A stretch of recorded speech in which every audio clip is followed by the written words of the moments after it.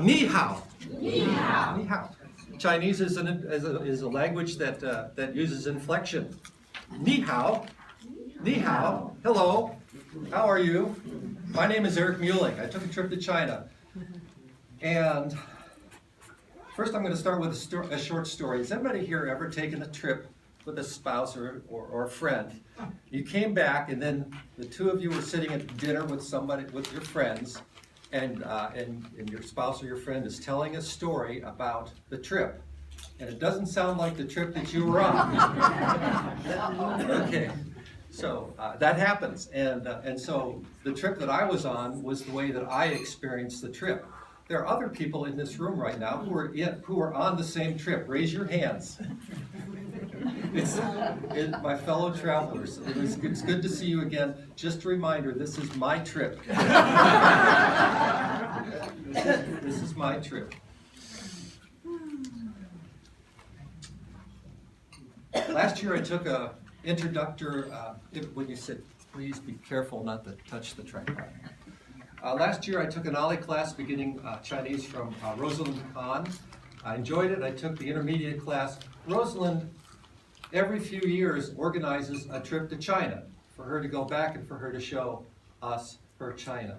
And that's what we did in May of this year. I met 2 days ago with Rosalind and I went over this and made sure that it is absolutely accurate. Again, it was my trip. Here's an overview. The trip cost $4,580. We saw 10 cities, 39 meals, 14 nights, 7 flights, 18 museum attractions, 2 bullet train rides, 4 theater shows, and 7,648 photographs. Let's begin with photograph number 1. Oh, dear. All right, so the trip began in Fairbanks, and we had to fly to Seattle. There's a flight tracker on the back seat of the flight that we took from Seattle to Beijing. We practically flew directly over Fairbanks on the way to China. It made us all wonder why we had to leave Fairbanks for Seattle to do that. China is huge. This is we visited 10 cities, and this is the route that we took. We began in Beijing, and we ended in Shanghai.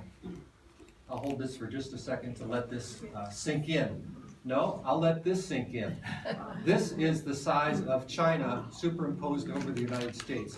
It was as if we arrived in New York City, went out to the Dakotas, went down to Tallahassee, Florida, and ended up in Washington, D.C. Let's say this again. This is the route.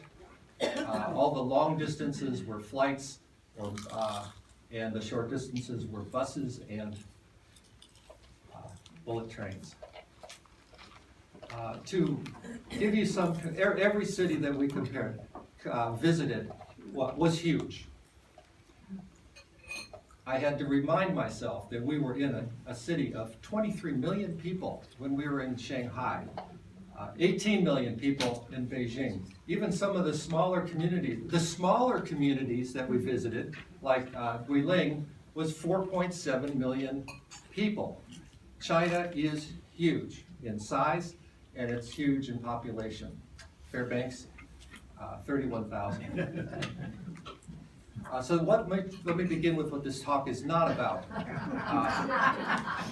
Tariffs and trade, currency manipulation, Tiananmen incident, political repression, civil rights abuses, media censorship, cultural revolution, one-child policy, the internet firewall, and the autocratic rule. Okay. However, this talk is about my experience, what I heard, what I saw, and what I felt. This is my trip. Right.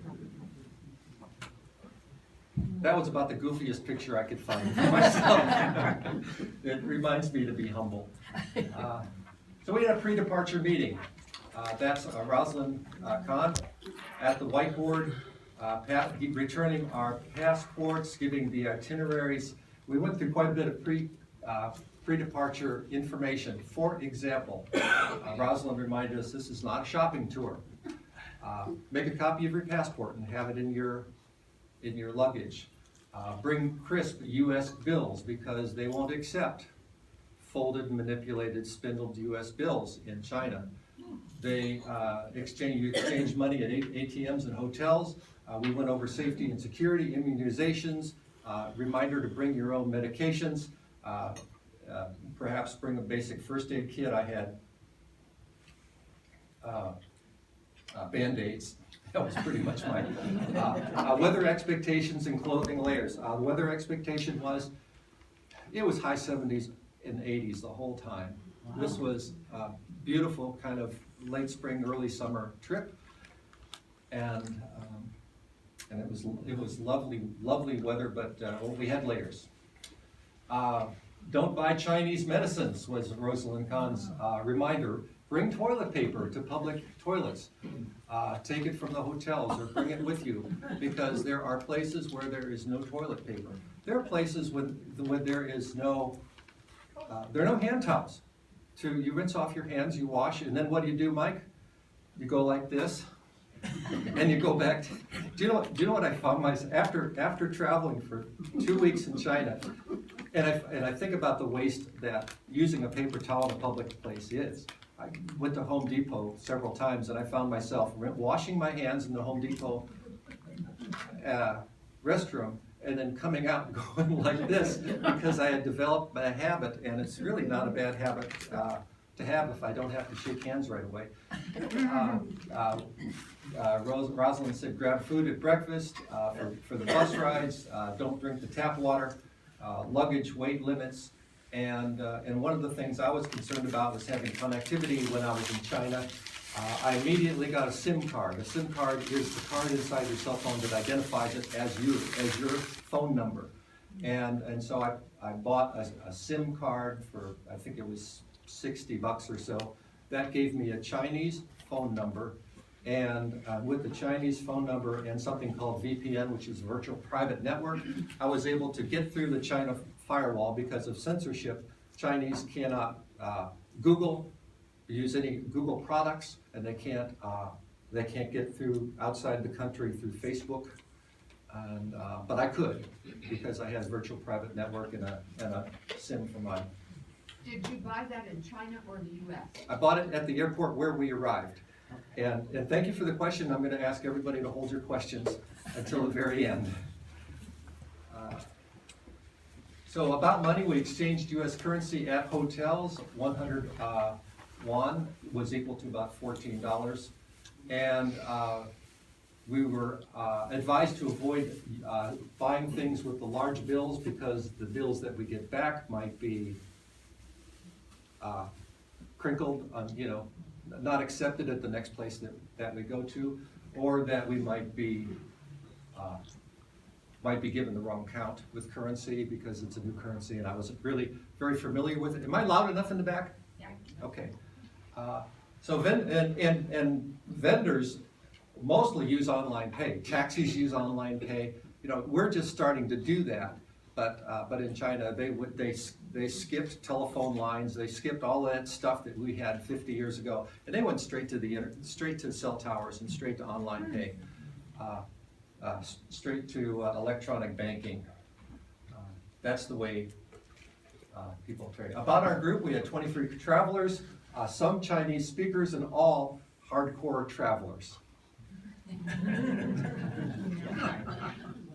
That looks hardcore to me. Okay. Local tour guides. Every time we arrived in a new destination, a tour guide met us.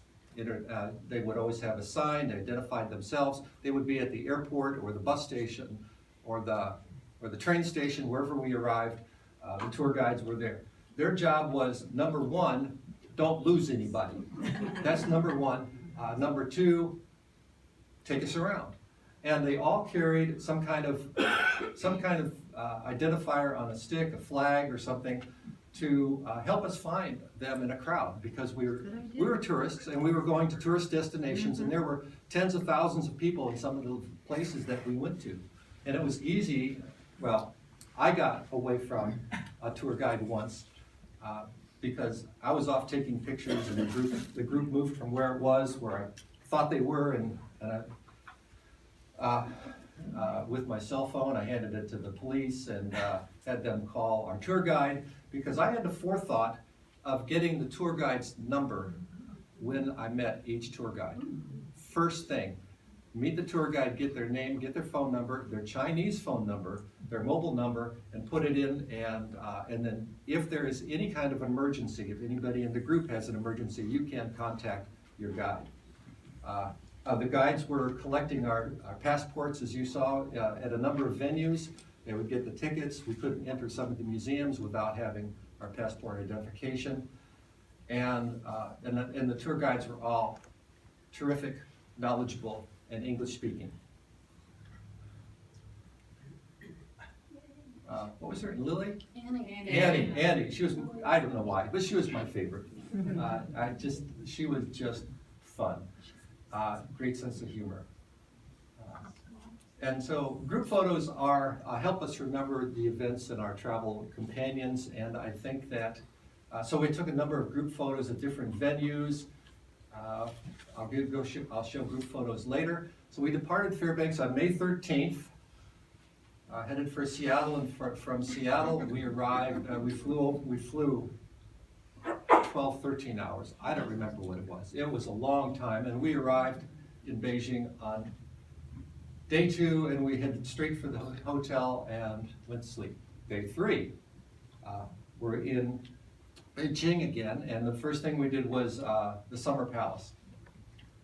It was a boat ride to the Summer Palace. More of the Summer Palace. And then later in the day, we went to Tiananmen Square.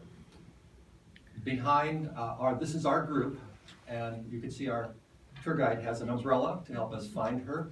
And behind her is the Chairman Mao's mausoleum. Again, the big building in the background is Chairman Mao's mausoleum. People were lined up outside Tiananmen Square to come in for the day. Now, here's a point. Americans are taller than Chinese. And we had 2 particularly tall Americans on our group. And this was unique. Yeah. They were asked to join in group photos. People frequently say, "Hey, could you come over here?" We knew what they were saying. Come up, and then and take a picture of this tall American. And it happened the whole trip, especially when we went out west into the provinces, where it is even more uncommon to see Westerners. People wanted to take pictures with us.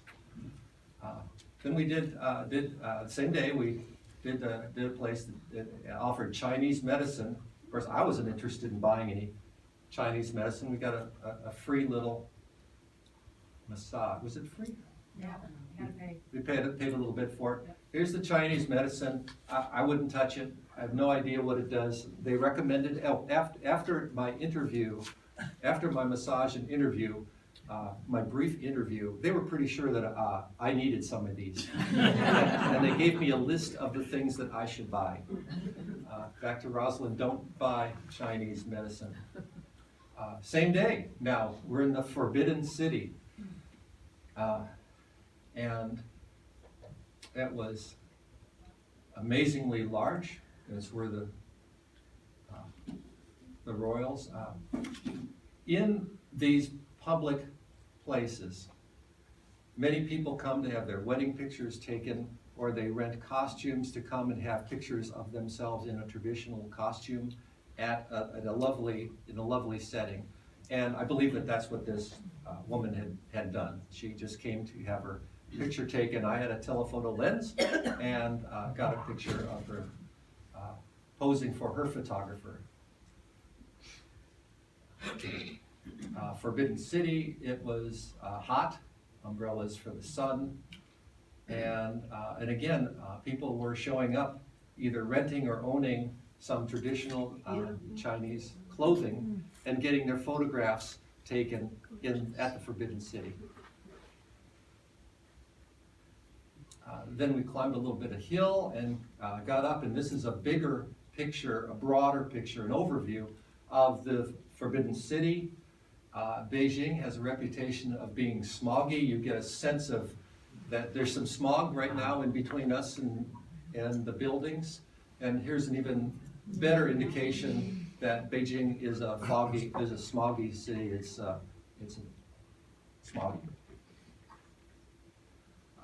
Meals were wonderful. We ate 3 times a day. We stayed in 4 and 5-star hotels every evening.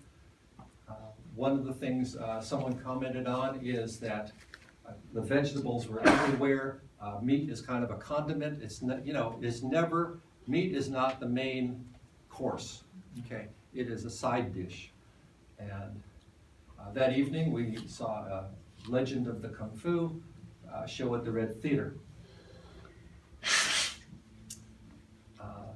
City scenes in Beijing. This was something Rosalind asked me to add on Tuesday. She said you don't have enough pictures to show people really what Beijing looks like. And so it was crowded. People got around on bicycles, electric motorcycles, some in electric cars, and some people are just their own horsepower. It was crowded. I got acid in my stomach sitting in the front seat of the bus and feeling anxious as the driver weaved through these lanes of traffic. That's how I felt in Beijing traffic. Yeah.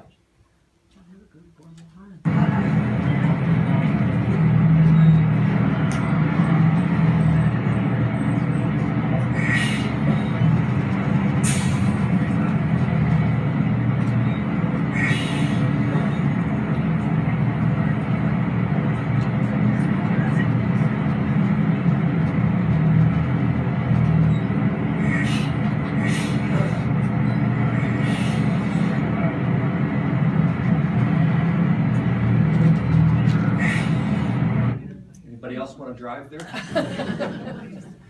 Day 4, Great Wall. Who's heard of the Great Wall?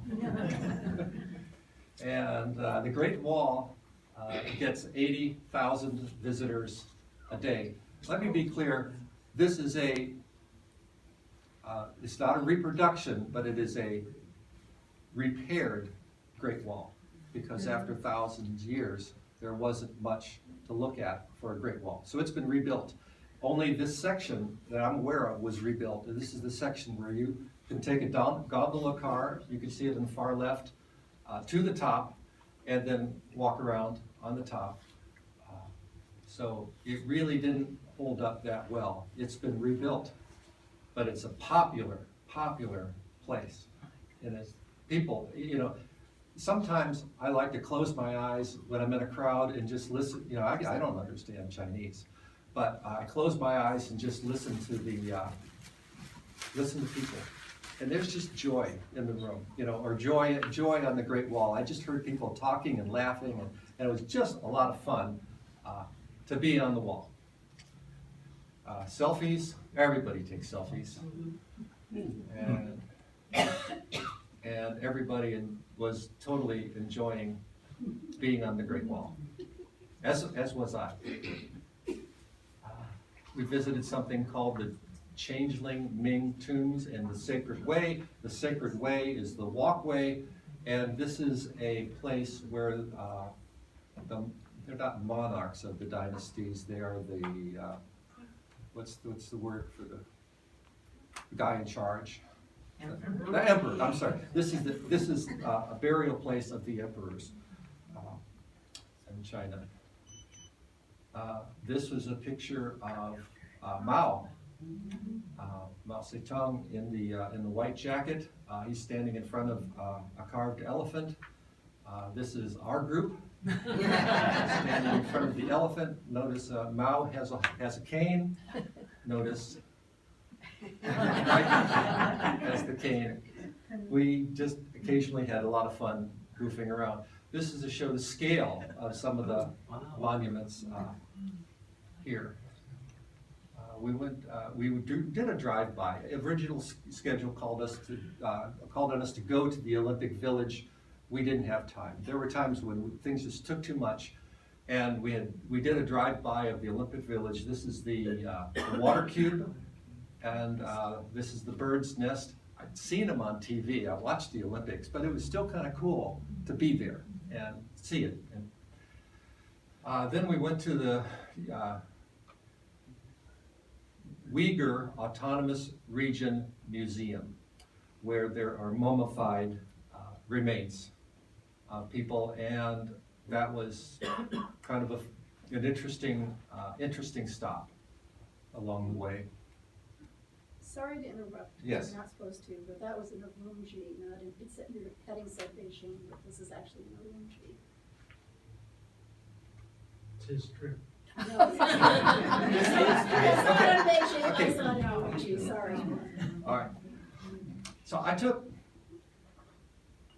over 6,000 photos, and one of the first things I did was I created a folder for each day, day one, and then according to the schedule, I organized the photos by what the schedule said. Then the schedule changed when we actually got to China. I posted on Facebook almost every day. I used my Facebook posts and the modified schedule to try to put everything in the right day in the right folder, and then it was from these folders that I created this presentation. Thank you for that. Sorry. Yeah, I'm not perfect. My mother used to say, try to make a mistake early in the day so you don't have to worry about trying to be perfect the rest of the day. So I don't have to worry about being perfect now for the rest of this talk. Okay, so let's just take a break and talk about toilets. It's clean. Yeah, it was clean. We called it the squatty potty, and that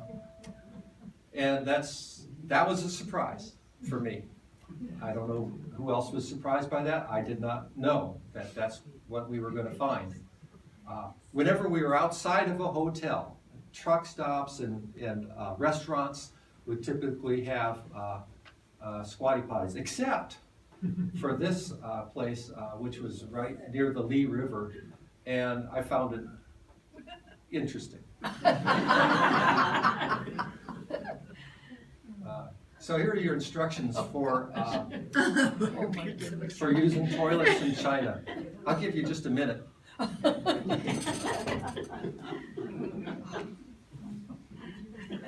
You're in trouble to have to read all the directions.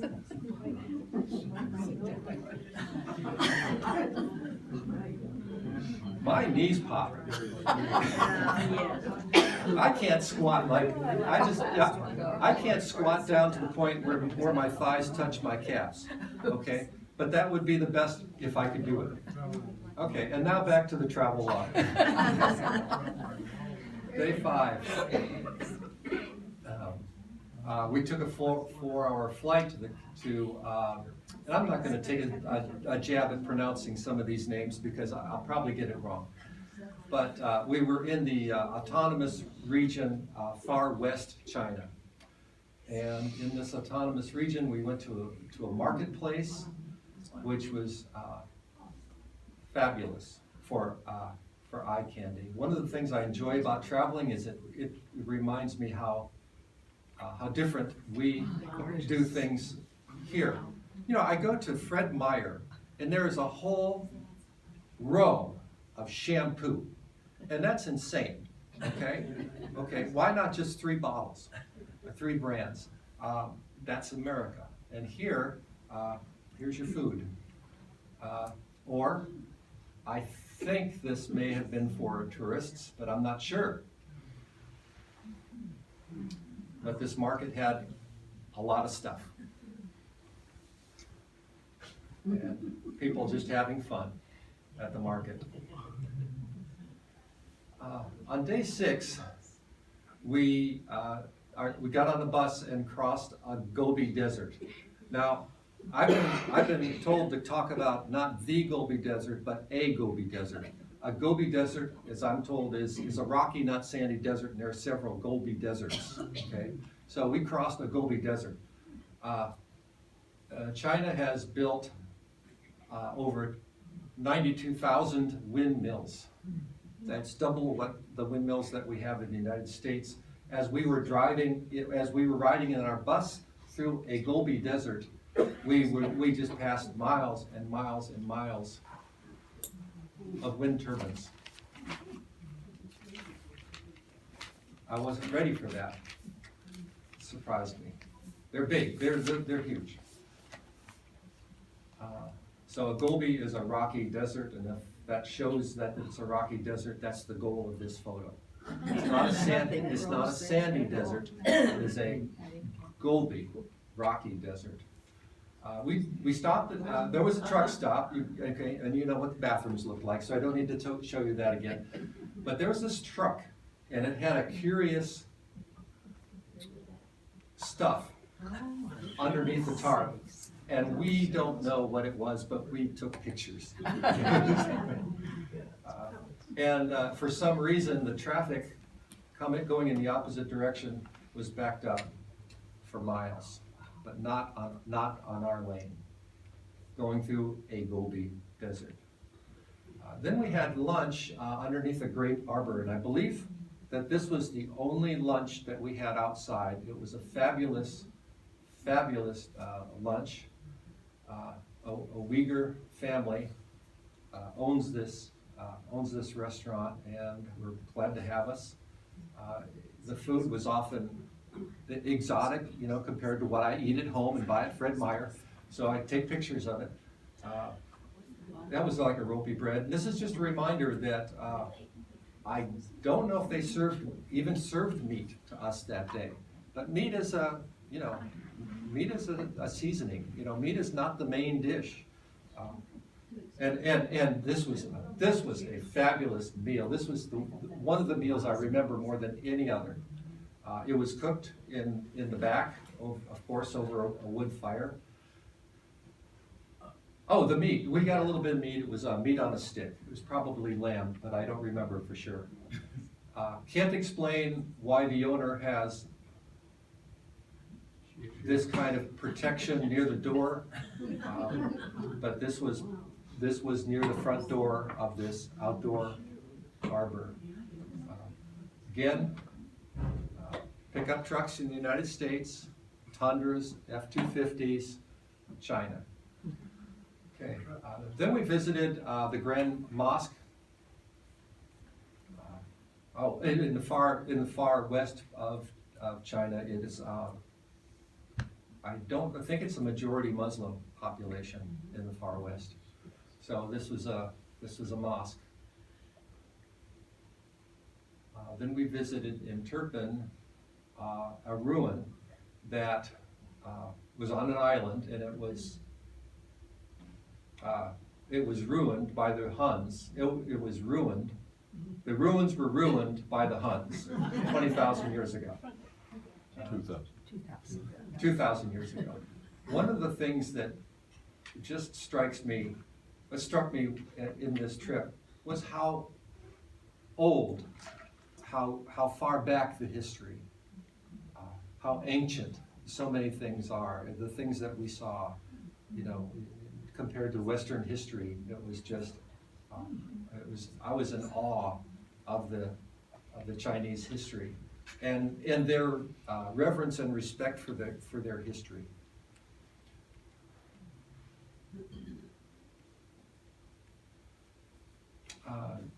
Later in that day, we visited an underground irrigation system. It was built, obviously, by hand. I think it was 600 years ago. I mean, who directed that to happen? Who understood? Okay, so there were mountains. They needed to get water from the mountains, you know, to the fields, and they did it with an underground irrigation system. I can't imagine the labor that was involved. Let's go back. It's not letting me go backwards. And I was impressed. again, with so many things that I saw that were huge, huge projects that were obviously done by hand. There was an engineering involved, and who directed it? They don't know the history of who directed this at this point. Now this was, I'll admit, the worst meal that we had on the trip. Does everybody agree? Yes. Yeah, okay, everybody agrees. This was an overcooked lamb, probably. Lamb. It was crispy, dry, and their performance didn't make up for it. But every other meal was, oh, they put these singing birds, mechanical birds on our table that just annoyed all of us. They took the batteries out of these birds. And we got on a bullet train. And we went 600 kilometers of Gobi Desert at 207 kilometers per hour, 128 miles per hour.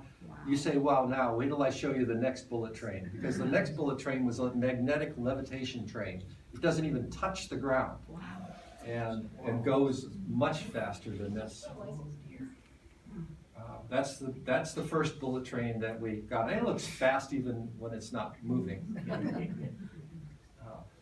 It's a picture inside the train, and a picture of a Gobi desert, a rocky desert. Day 7, camel ride. We were tourists. At this point, I was thought of myself as more of a journalist. I was taking pictures, and then when I got on the camel, I finally had to accept that I was a tourist, just like everybody else. I'm a tourist. Okay, so we got on a camel. We all got on a camel and rode off into the desert. One of us had difficulty mounting my legs are stiff, and I couldn't get my leg up and over the double hump. But you did just fine. And it was easy to ride, and it was quite enjoyable. This is what an actual oasis looks like. You know, it's not just a cartoon thing. There is such a thing as an oasis where it suddenly opens up and there's water, and that's an oasis. And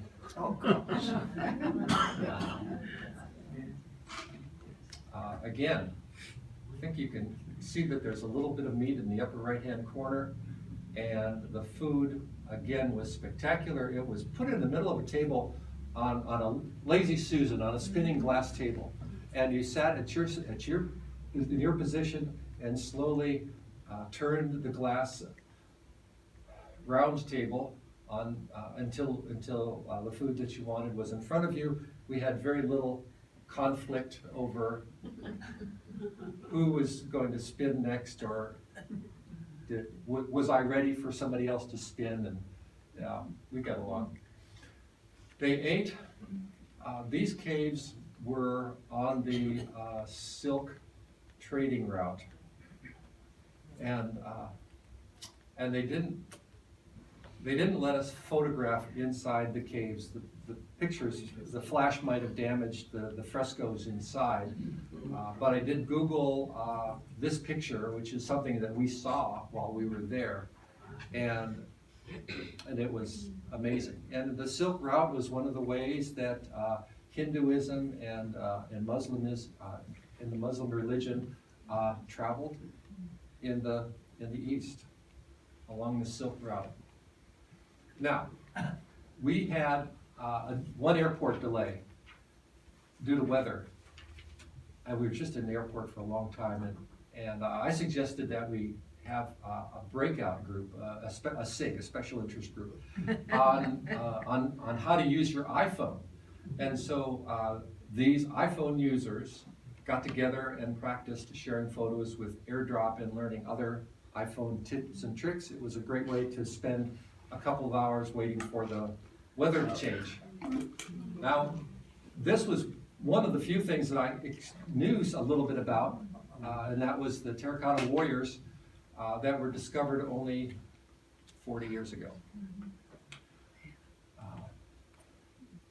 They're life-size.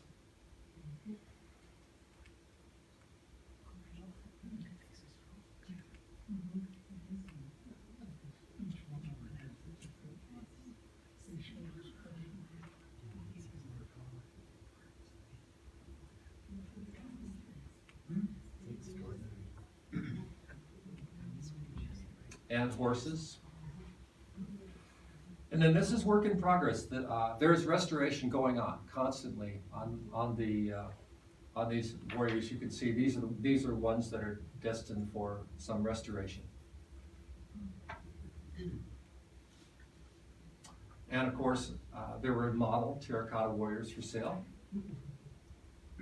There were big terracotta warriors for sale. And there were small terracotta warriors for sale. And there were Tourist. a place for tourists to take photos with the terracotta warrior costume. And then we went to the museum. And while I've got a number of pictures of the museum, I'll just say it was just another spectacular museum. You know, the reverence for the history. And the museum, let me talk about museums for a second. The museum will say what the object is and then when it was unearthed. When it was unearthed. And so I'm reading for all of these objects, and I'm seeing stuff like unearthed in 1982 for road construction, unearthed in 1993 for some building construction. I mean, this is a country that has a history that goes back 10,000 years, and with each dynasty, when somebody's coming up over the hill, okay, and they're out to get you, you bury your valuables. And if you survive, you get them, you get your stuff back. If you don't survive, it stays in the ground until somebody builds an irrigation canal in 2020. Okay, and so stuff is being constantly found, and I loved reading all the little notes on these beautiful objects that have been buried for tens of thousands of years because somebody was coming over the hill. So it was written in English. Yeah, yes, there was, yeah. Again, lovely meals on a spinning glass tray. Day 10, ancient city wall. So there was a time when a thick, high wall would defend you against marauders. And this was a thick, high wall. Of course, now high-rise apartments rise much, much higher than a thick, high wall built thousands of years ago. That's one of my favorite photos because it tells a story, doesn't it?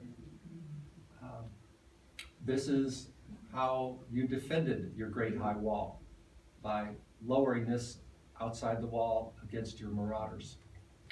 There was also a moat around the great high wall, which by today's standards is hardly a great high wall. However, again, it's a public place.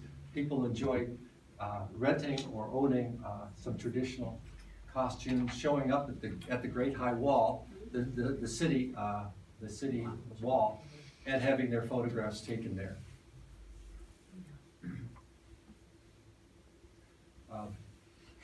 Most of the brides that I photographed wore red wedding dresses. And then outside the Great High Wall, a park for exercise. Exercise appears to be a big part of Chinese culture. A couple of times I got up from the hotel at 6 o'clock in the morning just to walk about, and I found people dancing, stretching, doing Tai Chi. It was swimming in the river. This is just an emphasis on health. This man swam across that river.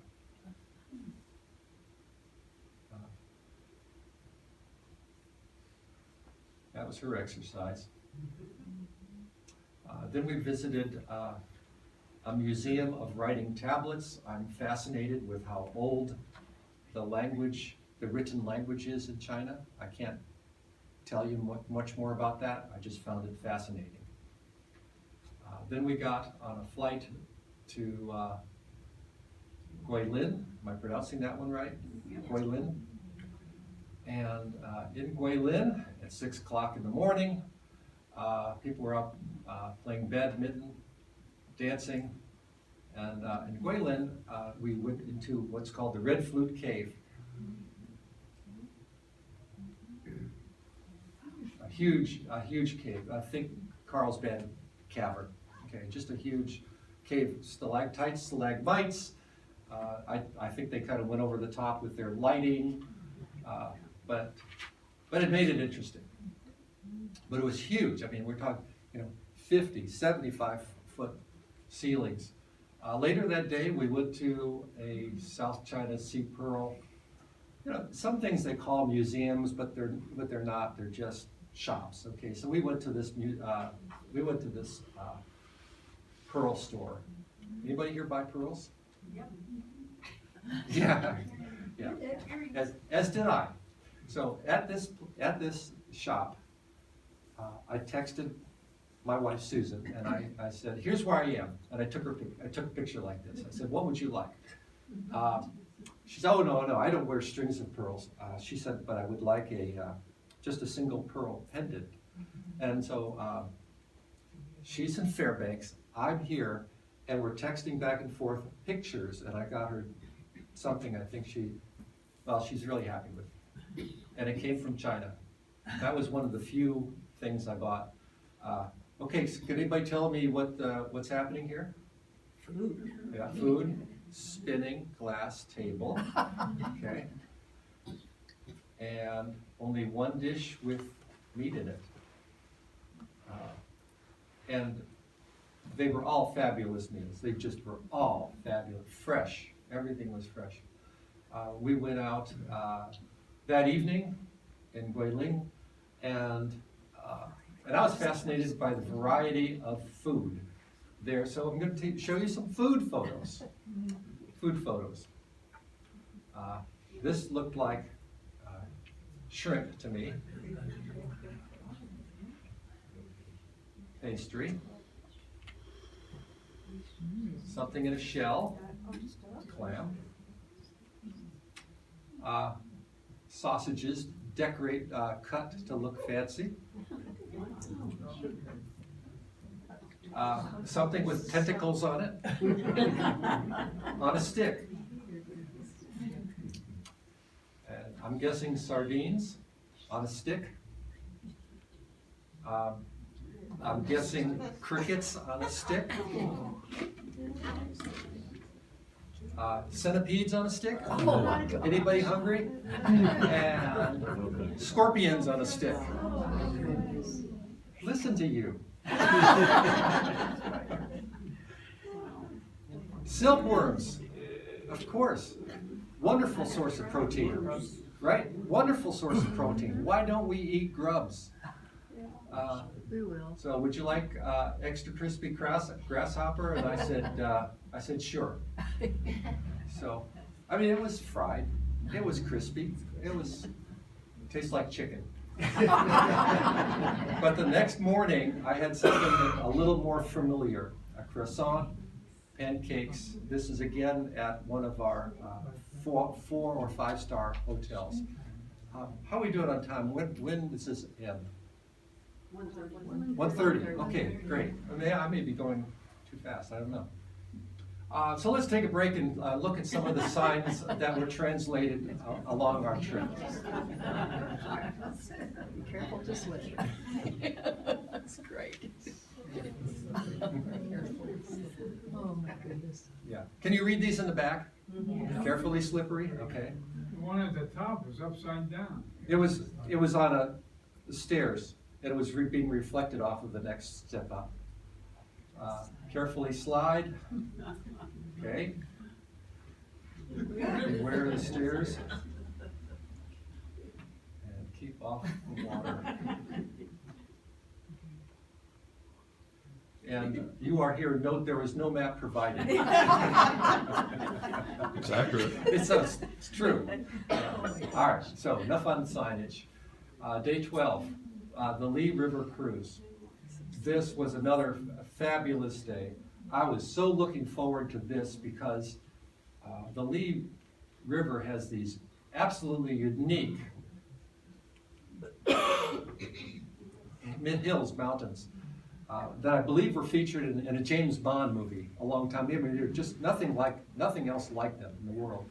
And so, of course, we're not the only ones on the river. There were a number of tour boats spaced out, but it was still an amazing scenery to be moving through this kind of geology. It was just fun.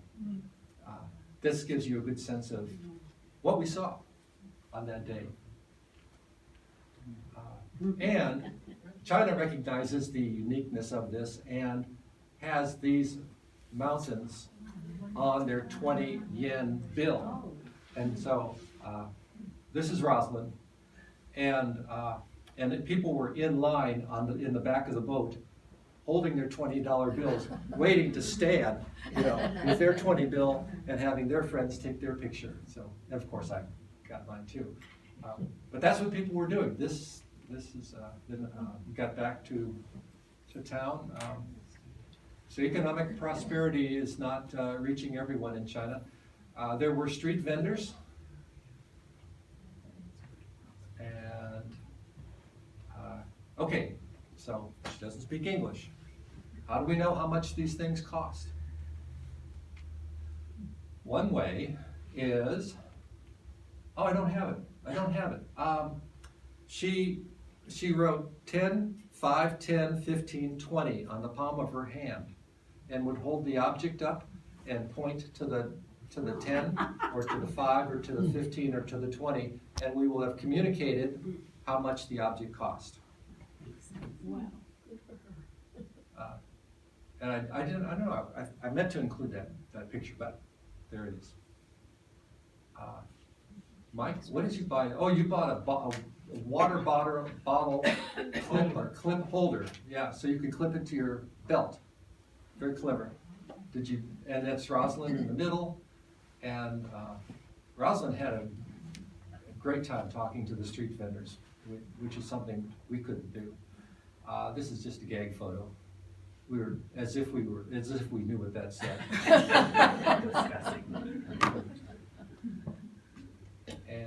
And again, our tour guide is trying to keep us on schedule and move, and he's holding a flag so that we can always find her in a crowd.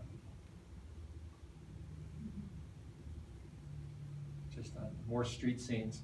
Oh, in this town, we learned that the city buses were now electric. So we got an electric bus, and that evening there's a performance, and I believe the number is they had 1,000 performers out on the water. I'll tell you a little bit more. This is the Lee River, right? They had 1,000 performers out there, each one connected digitally through Wi-Fi, each wearing an outfit that was illuminated, okay, and with their own unique digital ID. Some computer was controlling whose costume was turning on and off in order and in what color, and it was just a fabulous show. I mean, I was fascinated by the technology. Most people probably just enjoyed the light show, but it was quite amazing. Next day, well, I told myself I was not going to do that. I was not going to give a tour, and then we. On day 13, we took a 2-hour bus ride into the mountains. On the way, this is kind of a picture on the way. Like I said, prosperity is not reaching everybody in China. We're again still in our big bus traveling to where we want to go. This is terrace farming in steep country. And at this point, we get out of our relatively large bus into a small bus because the mountain road that we're about to get on will only take a small bus. And I was scared. We crossed a footbridge over to this small minority community. They were ready for us, and I was a little fascinated by the architecture. But we had a performance, and this minority community is known for their women's long hair, and this is long hair that comes down to the ground. That's what they're known for, and so we paid for a show, and how's that?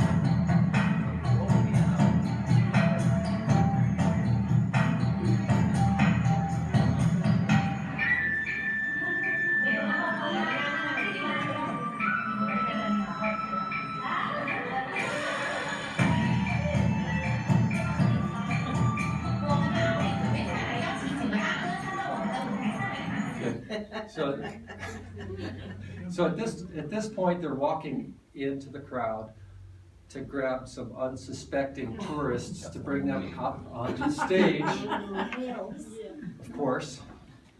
And here's a good long hair picture. And here are the tourists that they grabbed. Look at up and down. That really tells a story about kind of the height difference. In that same place, we had rice that was cooked in bamboo, which I thought was pretty cool. And so one of the right, so they cut a hole in the each section of the bamboo is, you know, is a section, filled it with rice, poured water in it, put it in an open fire, and then when they brought it to the table, split it open, and it was decent rice, but it was a unique way of getting it. So one of the objects that I brought back with me as a tourist was one of these bamboo cookers before it was used. So there was some question whether I'd get through security with that because it looked like a club, but I got through security just fine. We got onto a gondola, and our goal is to get even higher and look at some of the terrace farming from above. And it's beautiful. Can you imagine the labor that it took? How many hundreds of years? Because this minoritized community was, as I recall the story, was pushed out of wherever they were in China and pushed into, because they were a minority, they were pushed into the mountains, and they had to survive. And to survive, they figured out terrace farming. Again, just for fun, people rent costumes and these fun locations and have pictures taken. This is one of the long hair women not performing at this point. So I like to go behind the scenes and see really how people are living, and this is the behind the scenes. This is not the path the tourists are usually regularly taking. Day 14, we had rain delays. I'm pretty proud of this photograph. I mean, if you were to take a photograph that symbolized weather delay at an airport, I nailed it, right? I nailed it. Thank you very much. Okay. We arrived in Shanghai. And the Nanjing Road is known as the Times Square of Shanghai. Shanghai is a modern Chinese city. It had an Apple store. I've never been in an Apple store. I've always wanted to go to an Apple store. So I walked into the Apple store on the Shanghai Times Square, and everyone in a green shirt is an Apple employee. Every one of them knew the technology, knew English, had amazing customer service skills. Walked up to me and said, you know, as clear as could be, how can I help you? And I said, I'd like to see whatever is the newest technology in Apple iPhones. And she held up two of them. And one of the things I love about this photo is one, it's showing these kids that are looking at the phones, right? It's doing facial identification. And anyway, I love the photo. At night, we went to old Shanghai, known as the Bund. We just walked past it. This is the old Shanghai, but across the river is the new Shanghai. This is the image that people most often see when you see a picture of Shanghai. It's just simply standing on one side of the river, taking a picture of the other side. Again, people showing up to get their wedding photos. We saw half a dozen couples getting their photos that night. Next day we went to a garden. That's the only picture of the garden. We'll keep moving. We went to a silk spinning factory.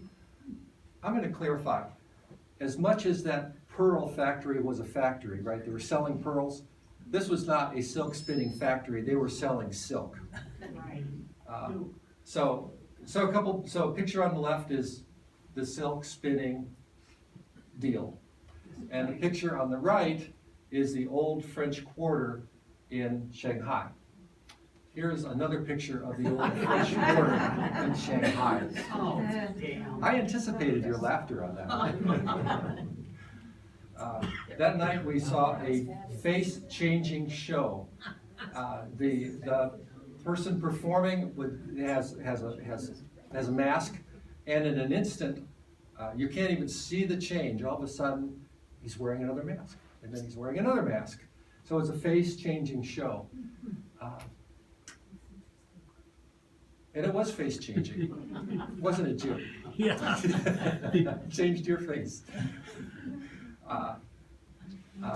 Again, I'm up 6 in the morning looking for photographs, and this is simply what people are doing at 6 in the morning. What are you doing at 6 in the morning? I'm not guilt tripping anybody. I take that back. Susan Sontag, who's an author about photography, says that photographs are both mirrors and windows. A photograph as a window lets you see something, okay? And if you think of a photograph as a mirror, it's letting you see the photographer. So in a way, my photographs are showing you me, what I find interesting, what I see, what I love. That's photographs as a mirror. And then, and the other thing that Susan Sontag says is that the things that you point your camera at, you have deemed important, okay? This man knew that I was deeming him important when I took his picture. And every day when I pointed my picture at somebody, it never felt rude, it never felt intrusive, it felt like I was honoring somebody to take their picture. And these were the reactions that I got when I took pictures. Just fun. She showed up when I started taking pictures. Again, some housing in Shanghai, and I think at this point we're in a bus and we're kind of heading to we're heading to the Shanghai Museum. Again, I am in awe of the museums that we went to, and I have how old the objects are, how beautiful the technology that was, the understanding of technology to create ceramics was amazing, and that many of these objects were buried because somebody was coming over the hill, right? And then they were discovered. This reminded me how much Buddhist and Muslim influence there is in China. Just lovely, lovely carvings and calligraphy, which I really wish I knew more about. Museum pictures, museum photos, and then we went to a water town. Think Venice, okay? Think Venice. There are many water towns in China. We went to one of the water towns, one of the more famous water towns. And it's just a town built around canals. Now, of course, at this point, tourists are being given rides. And so it's now a tourist destination, but it is really an old water town. Do I have to read that? The major mansion serves as the living quarters for the master and the ladies. Okay. Watertown. Watertown.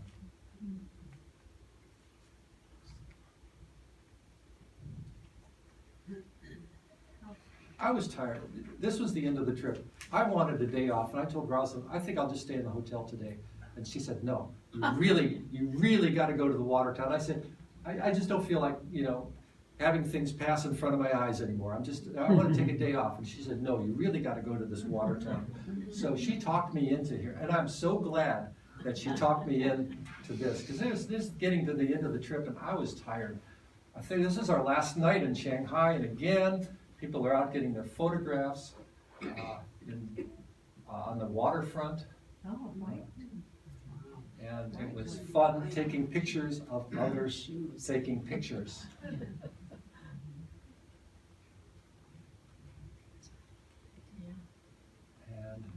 Shanghai.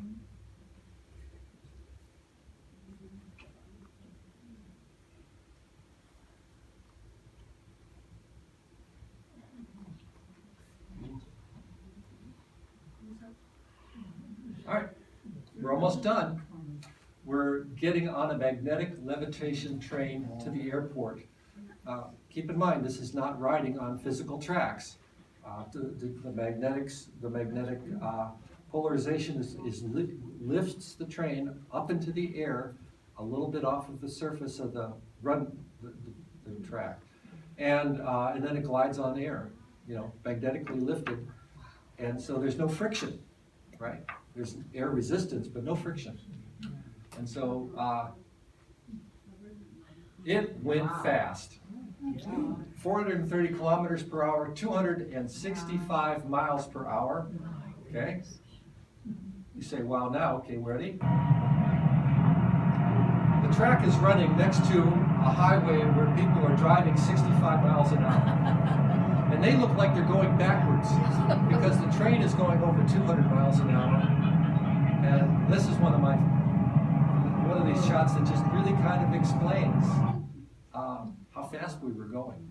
To make cars look like they're running backwards. That's what we saw. We had a 10-hour flight to Seattle, and Seattle to Fairbanks. And now I want to show you some group photos, which are fond memories of our fellow travelers. Tiananmen Square, the Summer Palace, the Mongo Caves, where we couldn't take pictures inside, and the Sacred Way. I think when you travel with a group, it is essential that you take group photos to remember who you were with. Now, some closing thoughts. People are the same wherever you go. Close your eyes sometimes and just hear the joy, feel the joy in the room. Doesn't matter what the language, the joy comes through. People wanted pictures of us. We saw joy. I saw joy wherever we went.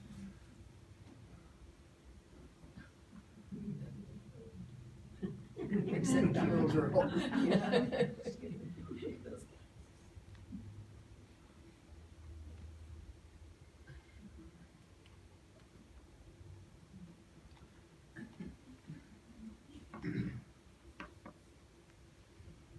Selfie. Selfies everywhere in the world. Selfie. No, not his. He's on his device. Actually, I don't even know if it's a man. I don't know that they are on their device. Hey, Dad, get off the device. And again, I was grabbed by this family and asked to be part of their group family photo at the ruins. And the joy that people had just being on the Great Wall. You said I have one, thank you. We have 1:30? Okay, before questions, I've got one more section I want to show you. And this section is called The Stuff I Didn't Buy. Oh my goodness.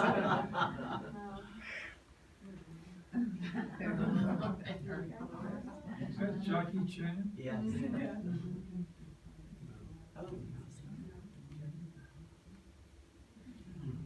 Nope, not interested. Too much money. Wow. Yeah, what did you say you call it? Manga. Manga or manga? Anime. Yeah. Actually, I did come home with a couple of refrigerator magnets.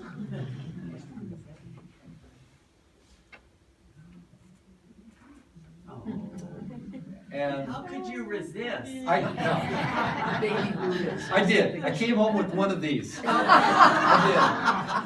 did.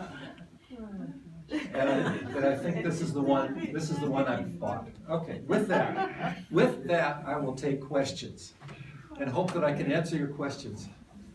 Hand up first. How long was the trip on the magnetic train? Oh, only about 10 minutes. Oh, okay. Yeah, we got up to speed very fast. Yeah. Next question, Marilyn. I'm interested in that terrace farming. Does it ever rain and they have mudslides or? Don't know. We saw people working on it, so it must need constant repair. Okay.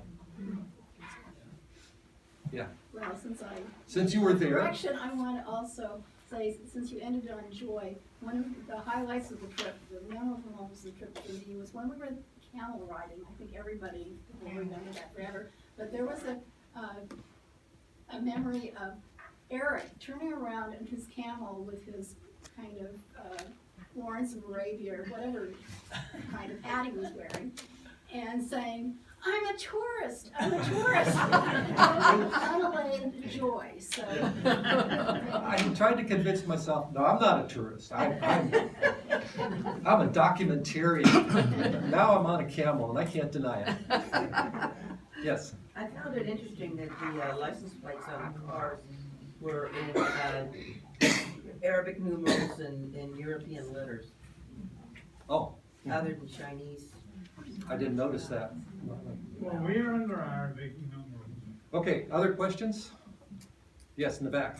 Photography, what did you use for your pictures? Oh, thank you. I got this out just to answer that question. This is a point and shoot camera. It's a Canon auto everything, auto exposure, but it has a 50-to-1 zoom. So it goes from 24 degrees wide angle. Thank you. Everybody smile. to 1,200 millimeter telephoto lens. And so the two, I did that and my cell phone, and 6,000 pictures. Yes. In these minority areas, since the whole country is being taught in school in Mandarin, do any of them still preserve their own language? That's beyond the scope of my understanding. There was a little bit of paranoia when we were out in Western Province. One of our tour guides said, don't call me when you get back to the States, because they'll be out of concern that they'll be tracking, and it'll alert the authorities to him getting phone calls from far away. And he was the only tour guide that happened to point out one of the prisons that we passed.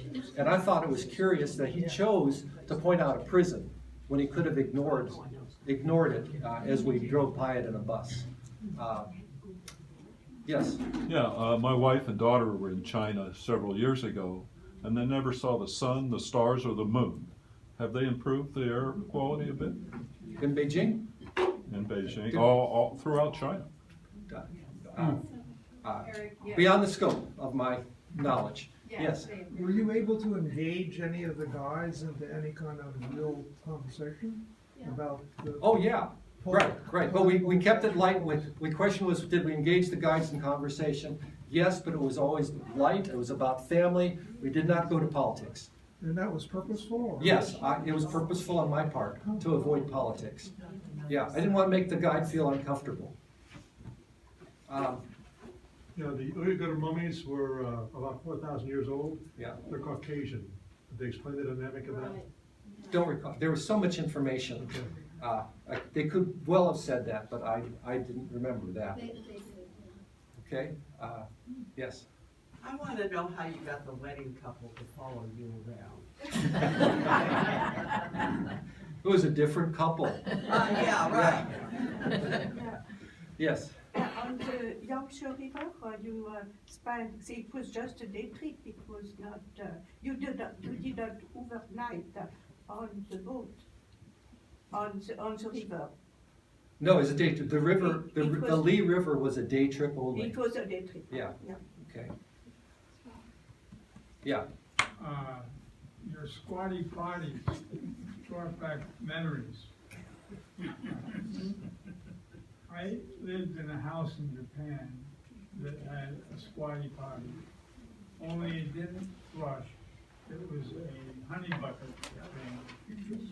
And getting used to squatting was, I don't know, maybe Westerners are physically built differently, and I had a difficult time squatting.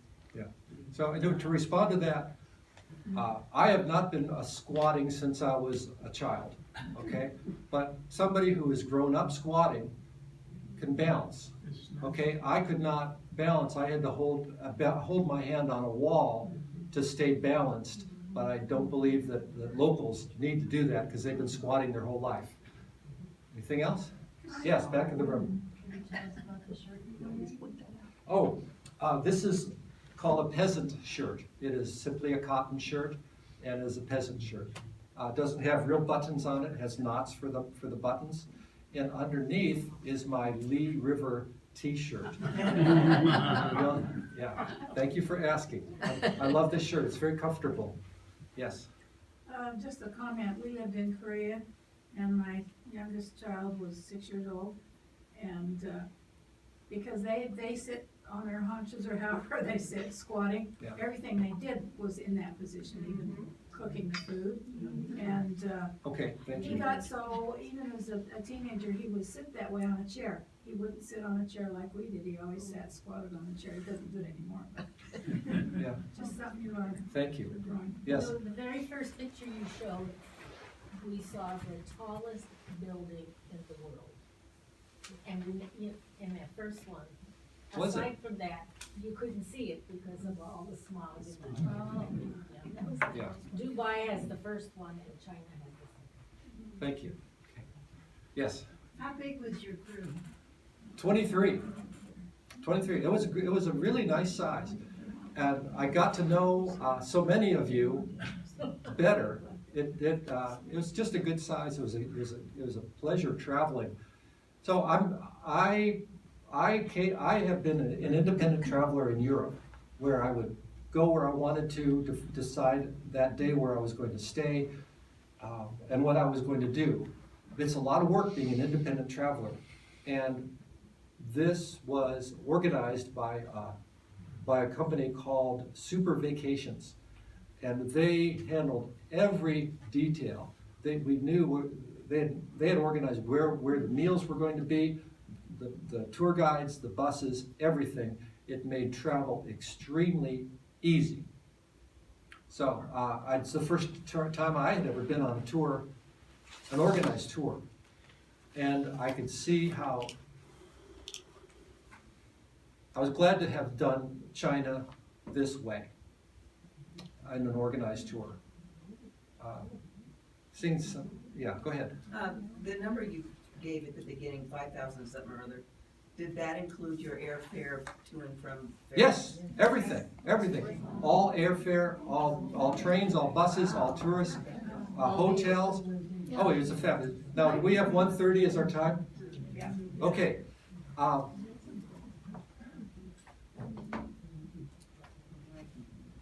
I'm just a humble storyteller.